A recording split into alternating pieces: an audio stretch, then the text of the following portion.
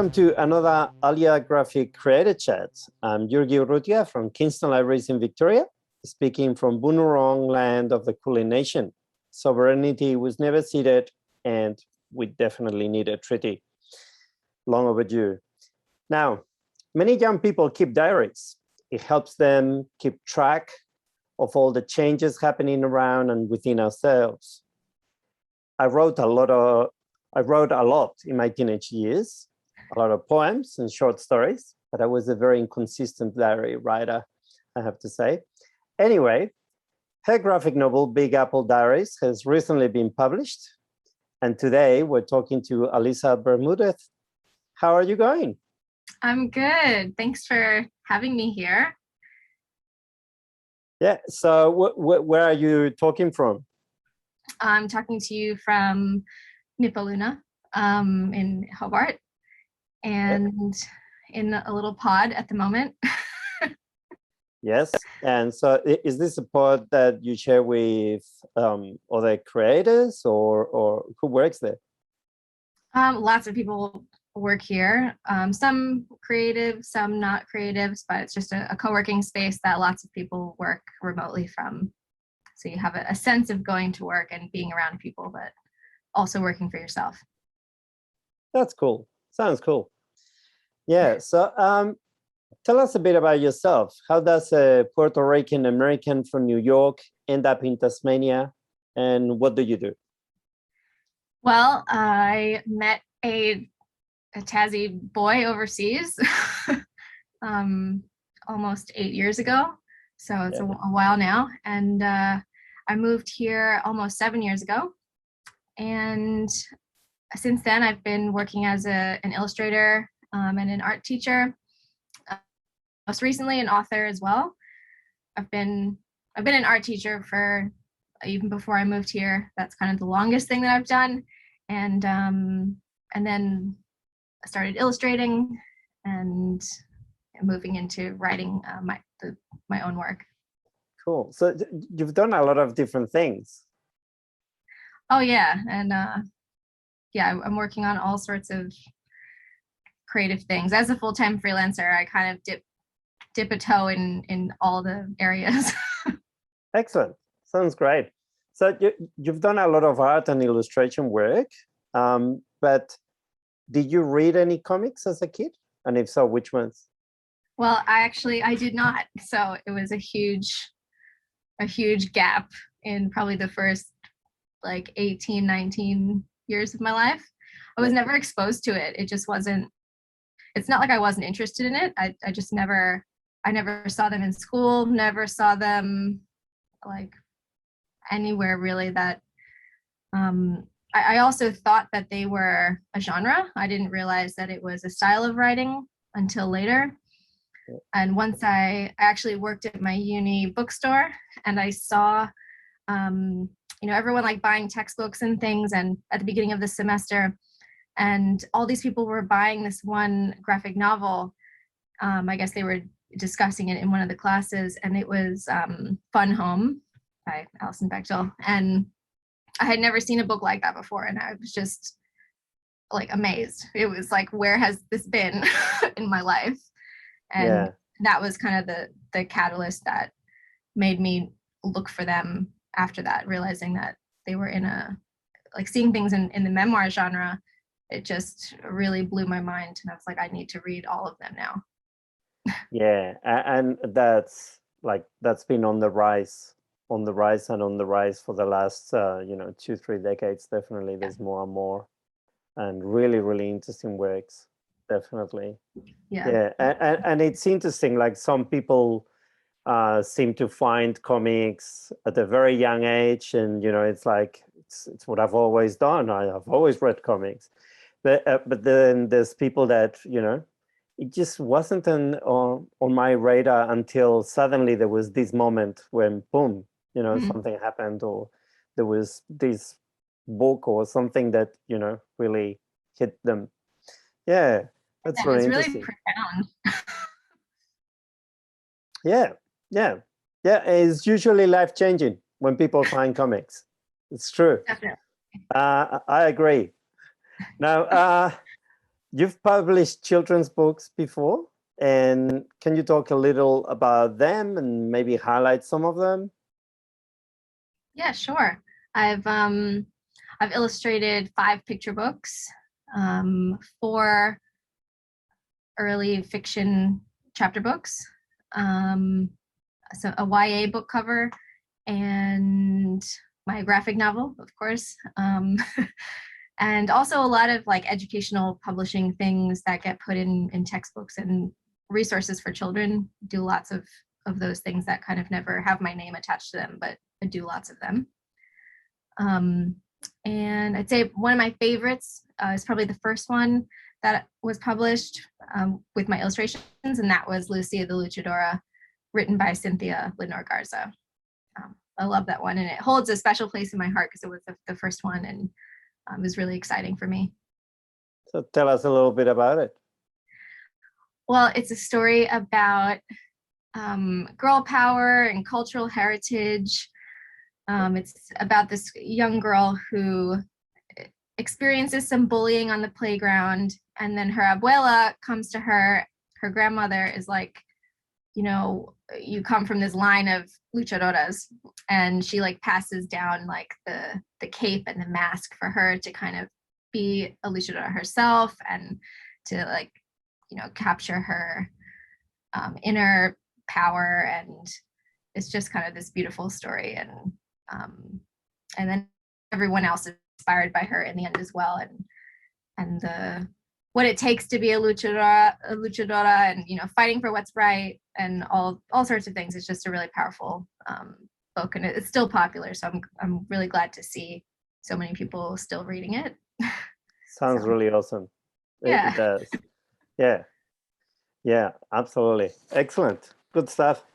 So when you do your art, do you work with pen and paper or digital, a mix of both? It depends. In an ideal world, I would probably do everything by hand, but it would take me so long. So for some of the picture books, I painted like a lot of the things with watercolor to make sure it had like texture and kind of spontaneity. And then I scan everything in and I change a lot of it digitally after that.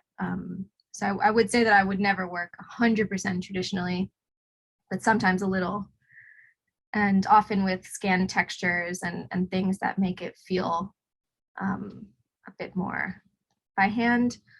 And with the graphic novel, I really had a tight deadline, so that was going to be digital, and I just needed to kind of get it as good as I could possibly get it in the shortest amount of time.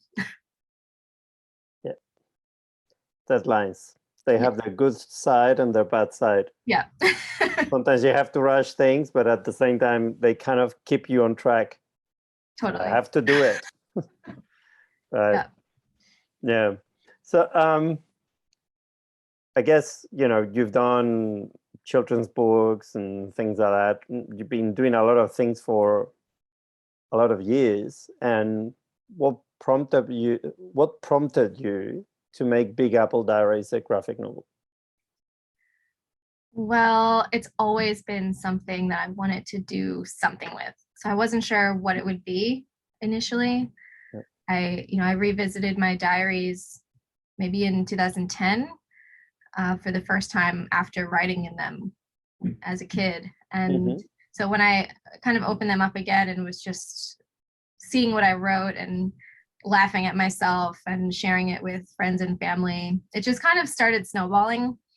I took a comics class as well, and we were trying to think of what to make a comic out of. And I was like, I have all this content, like I'm just ready to make comics. So I just made kind of small comics about them. And I guess just the more I did it, the more I got feedback from other people. And they were like, yeah, we want to see more.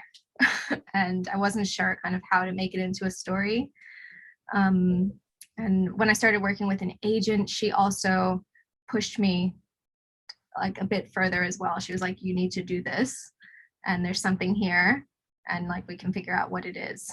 And so it just kind of snowballed for 10 years until it came out. Yeah, because I mean, your book is actually an interesting kind of hybrid. Yeah. It's presented in the form of a diary, and it has in some pages it does have big chunks of text, and it's more prose, but then in other parts it's very much like a normal comic, so it's this kind of hybrid of all three things. How did you go about balancing that? Well, I guess there are probably a few things that led me to that. The first would probably be that a diary feels like such a natural format to have multiple sources of streams of thought just kind of pouring onto the page. So it made sense that things weren't in panels in a lot of the areas, because expressing yourself in a diary is not within a little box. Yeah. So that was definitely an important factor.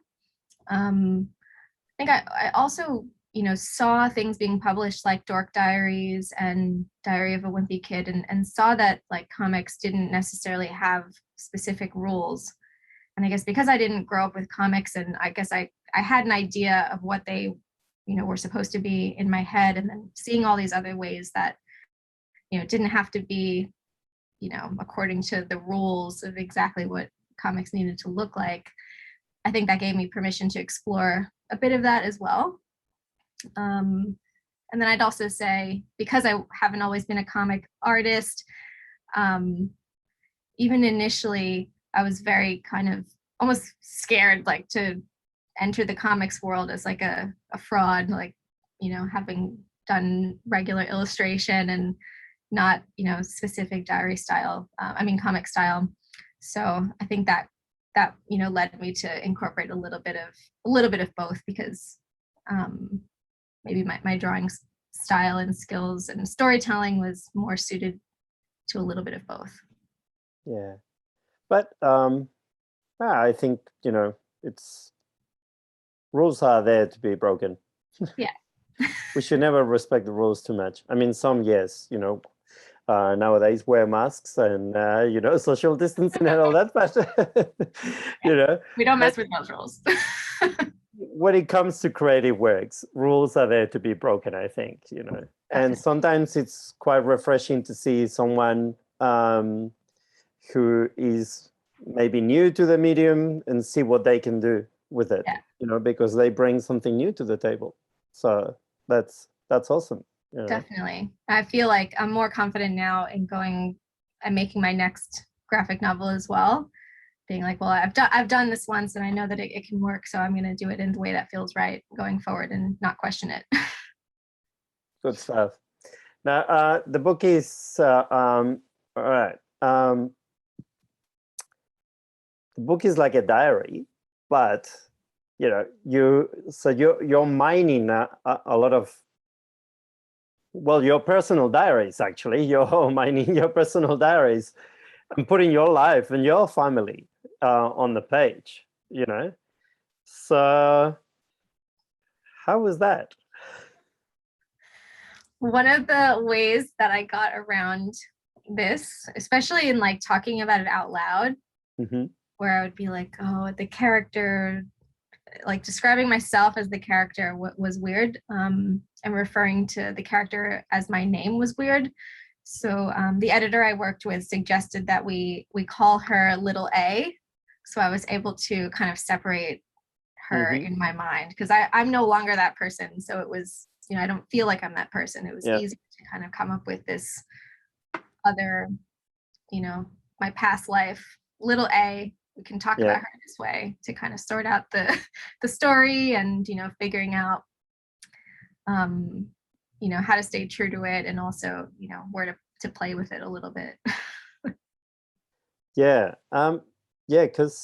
I don't know, like I personally would feel a little bit strange putting, some of my things on the page directly.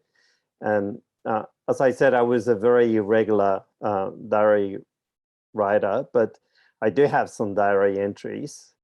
And I don't know. I would never put those out, but that's me. I think because I'm so much younger as well, it's like just very innocent and naive, and I feel like that's, you know, something that feels normal and familiar to everyone as well. Yeah. But, like, I would never put ones from like my adult life in a book. Yeah. I think that like that's too weird. Right. So I gotta ask, yeah, are you still friends with Alejandro? I wouldn't say we're friends, but we are in contact, and he got an advanced copy of the book, so I'm actually really intrigued to see what he says. You still haven't heard back? No, I haven't. Ooh, gotta turn my light on. Sorry. Woo. Ooh. The motion sensor light just shut me down. Yes. She's not under attack. But yeah, I am. It's okay. I am like very sporadically in touch, mostly about the book, telling him about it, and I got permission to put his photo in the end, so he knows all about it. That's cool. That's cool. So, even though it's a personal diary, of course, the terrorist attacks of 9/11 also feature in the book, and of course, it's also a coming of age story. So there are universal themes there as well, you know. So could you talk a little bit about that? About, you know, maybe it's a two-part kind of question, really, because there's two big things there, you know, the kind of coming of age thing, but also the 9/11 story, you know. Yeah, I initially, with putting my diaries together, it didn't even cross my mind that I would include 9/11, Yep. which is kind of nuts to me now, because I feel like it's so important in the storyline. But I never set out to create a 9/11 story. Like that was definitely never the intention. It's mostly a coming of age story, and that 9/11 was really the catalyst for that kind of contrast in, you know, just a groundbreaking change in a 12, 13-year-old person's life, where the things that you worry about, all the regular things, being self-conscious, your crushes, you know, everything that's embarrassing and the things you're worried about, all of that really changed after 9/11. So, you know, it was just that kind of contrast in feelings, and whether that's, you know, it could be relevant with any kind of big change in a young person's life. I mean, not necessarily a terrorist attack, but something that's huge and monumental in a child's life. Could be the pandemic, really. Just, you know, kind of where before something like that happens, and you're really more thinking just about yourself, and like everything about me, everyone else cares about what my eyebrows look like, I'm sure of it.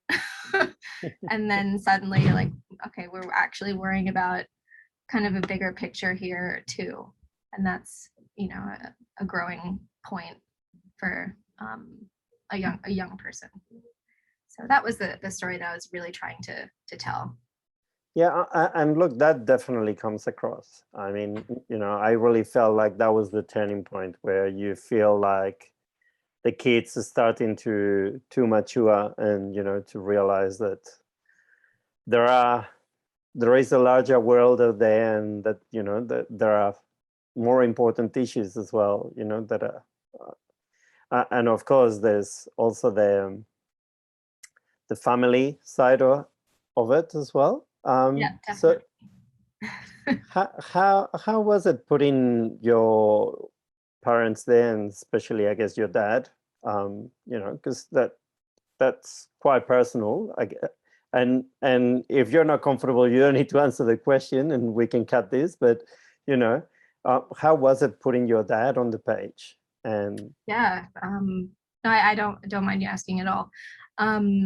Yeah, it was very powerful. I mean, I knew when I had the manuscript and all the words, I knew that it would be this opportunity to, you know, explore that, you know, it was the last couple of years that my dad was alive, really.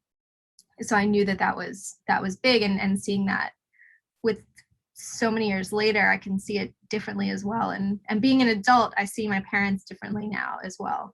So that, certainly played a part in it.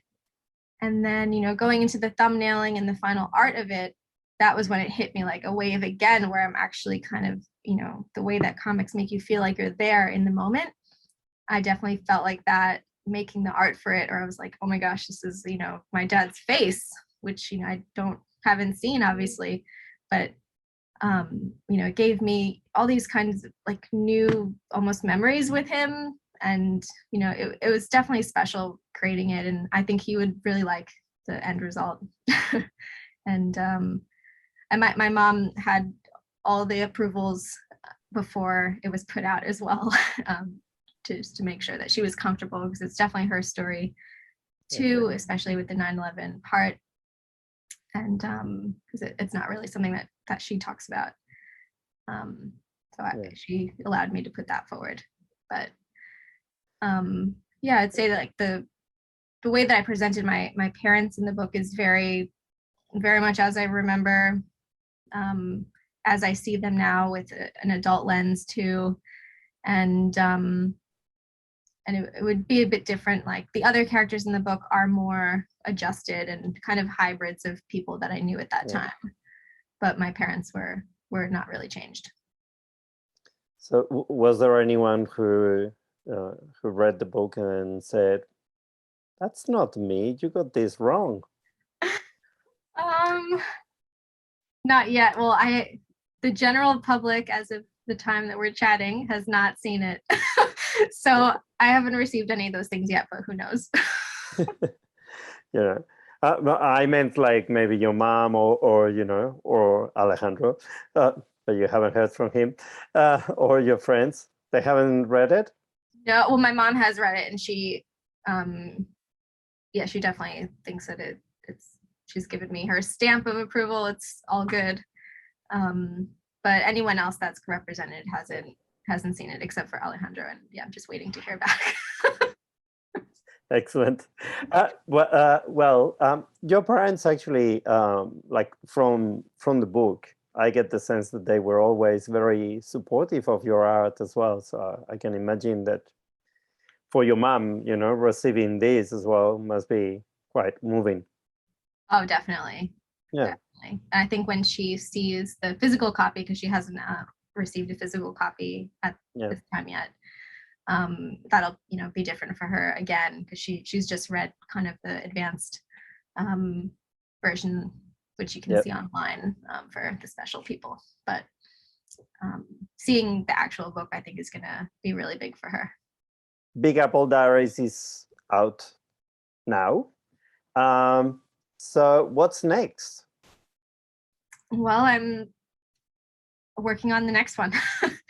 I'm trying to promote Big Apple Diaries, of course, but behind the scenes, I'm working on the sequel. It's a companion book, really. It's for a slightly older audience, like just a little bit older. Yep. And it's another 2 years of diary style comics. And it's going through another 2 years, moving into high school, and also going through another monumental change, which was the death of a parent. So I lost my father. Yeah. And the character little A is finding a sense of home and seeking refuge with new friends in the track team. So it's a bit of a running book as well. And hopefully it'll be called Run Home. I'm not entirely sure yet, but tentative title, Run Home.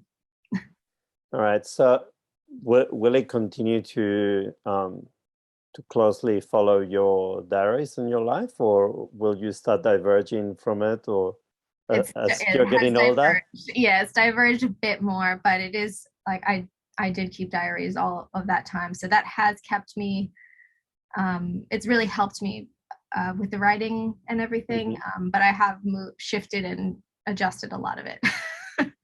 Yeah. All right. So going straight into the next one, so you either don't like holidays, or you're a workaholic, or you because, graphic novels take a very long time. Yes, they do. Yeah, I guess it's a little bit of everything. I mean, we can't really go on holiday at the moment, so I'm just working, and I mean, we take little holidays around Tasmania, which is great. And the deadlines for this book are much more relaxed because it's not tied to the 20th anniversary of September 11th. Yep. So I didn't need to go too crazy getting this next one out. But it is in progress. And when I signed on to do Big Apple Diaries, it was a 3-book deal. So I do have to keep going, making stuff and thinking of what's next all the time. That's excellent. So is it going to be 3 books then? It will be, but the third one will not be memoir. So you start from your real story, but you're going increasingly into fiction. That's interesting. That's cool. I like it. Yeah. I like it. And then everyone will be trying to figure out, well, is this real? Yeah. Yeah. Probably. And I mean, everything's inspired by life, so you never know. There'll be some things in there. That's right. Quite a few years. Yeah. Excellent. So, well, at the end, we always ask our guests, if they've read 3 graphic novels recently that they recommend, or they don't need to be recent either, just 3 that you love and you want to recommend, or that inspire you in this book, whatever way you want to take it. No problem.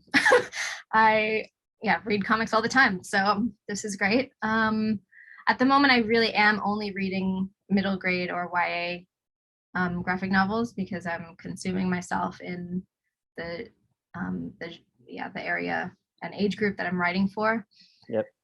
So I'm trying to kind of focus on those. So I'd say the last 3 that I read and loved just to pieces was This Was Our Pact by Ryan Andrews. Great book. It's just like so beautiful. It just made me smile ear to ear. Just delightful. Absolutely. I love that book. Yeah, cover to cover. Beautiful. It's just stunning. Yeah. And then I read The Magic Fish by Trung Le Nguyen. And that was, just another one that like just made my heart explode. And I love the different colors in it as well. And that's something I'm thinking about for my next book, with including more color. So I really like the way that it was used within the story and the perspective with color. That book is, look, I read it and it just blew my mind. And the last one that I read just last week was When Stars Are Scattered by Victoria Jameson and Omar Mohammed. And that just had me sobbing. So when a book does that to you, that really leaves a mark as well. I just it's so heartfelt, and it's just all of the feelings and just everything. It is a very moving book. Yeah. Great choices, all 3 of them. Awesome. Absolutely love them. Yeah. And of course, Big Apple Diaries as well. We recommend it. So, every library should have it. So buy it or borrow it from the library, one or the other, or both.